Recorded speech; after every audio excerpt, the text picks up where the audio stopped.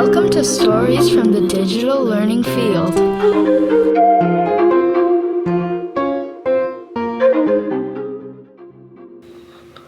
Welcome SFUSD community to Stories from the Digital Learning Field. I'm Dr. E, and in this episode, we will be traveling to the southeast corner of San Francisco and visiting a living museum located in the Thurgood Marshall Library. Here's the teacher librarian introducing himself and defining that term, living museum, for us. Ralph Vasquez. I'm a teacher librarian here at Thurgood Marshall Academic High School in the Bayview. So yes, this all started when I became a student teacher. I was a student teacher at Mission High School. Mission High School is the only school that I've ever seen that has a museum as part of its design. The museum is dedicated to its own history, and they have all of their trophies and all of their memorabilia, and it's a deeply rich historical archive. But I am a contemporary art curator, which the contemporary art curator, like the historical curator, we're very different. We produce different exhibitions, we have different goals, we use the exhibition space for different purposes. So I wanted to do a take on the school museum, but the museum that celebrated the living work of students. Not the work of students past, but the works of students who are currently enrolled. And a space that would serve to showcase as a kind of expanded show box, like we have in the hallways, the display cases. Right. Like it's an expanded display case where you can walk into. Today's episode will be told in two parts. The first part, Ralph and the teacher he worked with on this exhibit, Patrick Hennessy, will discuss the museum, the newcomer interview project, and the exhibition that happened in early spring. In the second part, Ralph becomes the interviewer and translator as he has a conversation with two students whose work was on display. Let's get back into the conversation. Why do you think it's important to show off student work?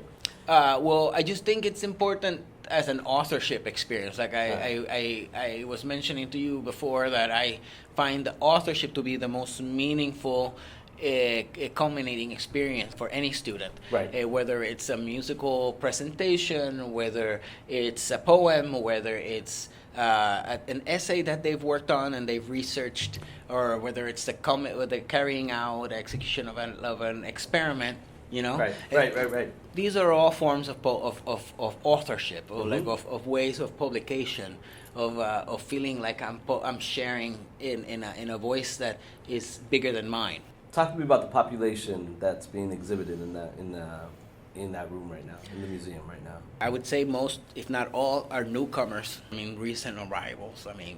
From weeks to months to probably years. Right. We have a huge newcomer arrival population, and it's important for them to feel welcome and to feel like they can, hit the ground with the wheels turning, like you will. They have so much at stake. Right.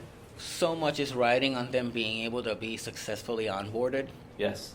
So I want to make sure that we're doing it properly and that we're doing it through projects that show them that what we're learning here, is applicable, is actually going to open doors and will make our lives more full of choices, which is what ultimately the game is. Here's Patrick Hennessy talking about the language learning component of the project. Curriculum I've had, in those many years teaching English and GE and many of those years 9-10, Right. which I'm teaching now, and say, okay, how can I insert some kind of good language learning stuff within this? Right. So took an interview project and they turned out quite well, and I had a lot of the same sort of process you and I took. Hey, let's find someone important, an adult in your life who has an interesting story to tell. Sure. For many of you, it will be an immigrant story. It doesn't have to be, but Right. based on the questions, what's some challenges in your life you've had to overcome? What's some advice you have for me, and as a high school student, Right. and Yeah, and just, but what I do have, as you would have in any interview, are warm-up questions. What's your name? Where do you live? Where are you from? And these were all great warm-up questions for many of them to do in English. Right. And if not only to ask, some got responses in English, but Okay. but to practice some of that oral communication. And So the first introductory part that you were supposed to do. many in of English? that was supposed That's to, cool. and many of them did. So it was like, Right on. what's your name? Where are you from? Right.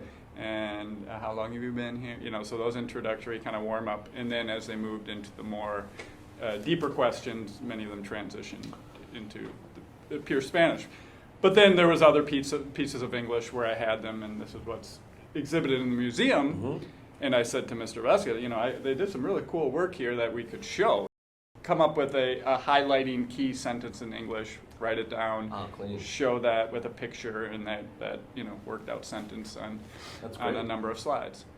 So it became, it's as all our work try to do is how can we make this high interest, engaging, critical thinking, but with the newcomer, and insert some English that is. When I see this exhibition, because there's so much gravitas. When you listen to these interviews, man, some of them are riveting. Some of them are like, oh no, when I was smuggled into the country and we were abandoned in the desert for 2 weeks and we thought that we were going to die, I thought about you, Wow. And this is a parent speaking to their child, So there's some powerful stories, Yeah. Some powerful stories that are disguised as an interview project.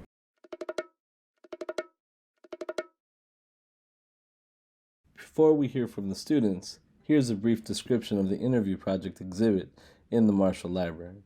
It's an intimate space. There is a poster-sized letter describing the current exhibit. Parts of it you will hear read out loud. An iPad on a pedestal with headphones connected to it so you can hear the interviews and see the work presented digitally.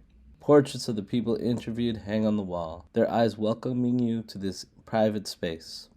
Shelves contain a curated list of books portraying the Latin American diaspora and immigration. Here are the voices of the students.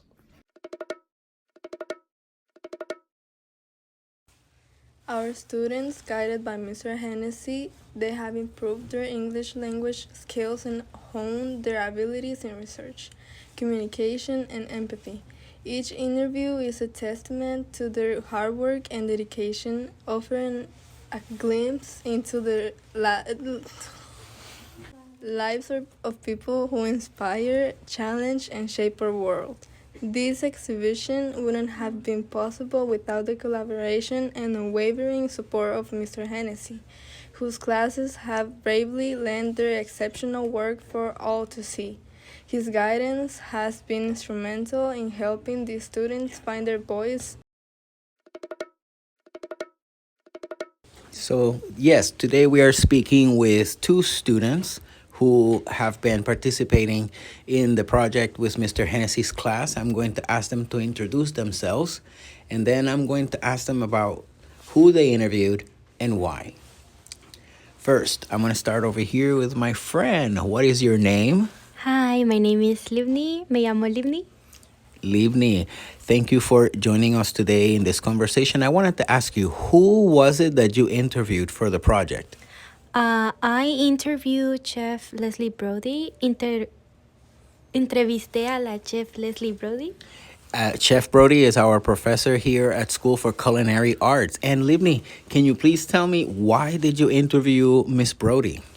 Entrevisté a Miss Brody porque es una persona muy especial para mí. Ella es muy buena conmigo y muy sabia. A pesar de cómo se comportan los alumnos con ella, ella sigue trabajando y sigue igual de positiva todos los días. Y es por eso que la admiro mucho y la entrevisté. So I interviewed Chef Leslie Brody because she is a very nice person. No matter how students treat her, she's always very nice with me and she's very wise. Thank you, Livni. And now I have another friend over here. May I ask, what is your name? Please introduce yourself. My name is Francesca. Mi nombre es Francesca. Francesca, really quick, who was it that you interviewed for the project? I interviewed Mr. Padilla. Yo entrevisté a Mr. Padilla. And why is it that you interviewed Mr. Padilla? What is it that drew you to him? Yo entrevisté a Mr. Padilla porque era una persona que se me hace más fácil de entrevistar que a otras y tenía más posibilidades de comunicarme con él. So it was easier for you to communicate with him and you had more access to Mr. Padilla? Sí. Is there another reason why you interviewed Mr. Padilla? ¿Hubo alguna otra razón por la cual entrevistaste a Mr. Padilla? Creo también porque Mr. Padilla es una persona muy amigable y enseña a los alumnos en general con paciencia. So Mr. Padilla is a very friendly teacher and he's very patient with his students. Thank you very much, Francesca and Livni, for offering your insights into this project.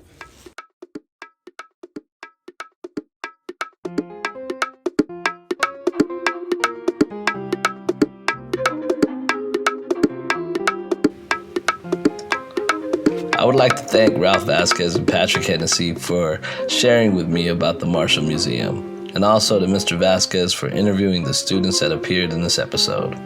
And felicidades to all of Mr. Hennessy's students for participating in such a powerful piece of work, disguised, as Mr. Vasquez said, as language learning. Teachers, please take a look at the resource deck to build on these multimedia showcase ideas and bring them to your school. That's it for this episode, but we will be back with one more story this year. Thanks for listening.